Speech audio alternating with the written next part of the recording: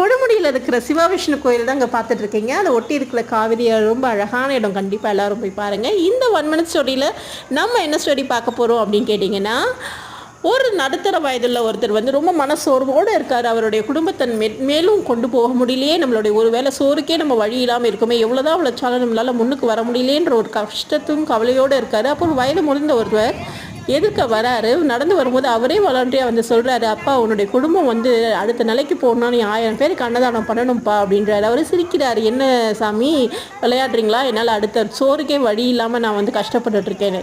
1000 பேருக்கு வந்து அன்னதானம் பண்ணணும் அப்படின்னா வந்து 1000 உயிர்களுக்கு அன்னதானம் பண்ணணும்ப்பா. அதுக்கு நீங்கள் அரச மரத்தடியில் இருக்கிற எறும்பு புத்துக்கு பச்சரிசியும் வெல்லமும் நல்லா வந்து தூவி விட்டினா அது 1000 உயிர் 1000 ஜென்மம் செஞ்ச பாவத்தை வந்து அதை தித்துப்பாடம் பண்ணும்பா அப்படின்னு சொல்கிறாரு.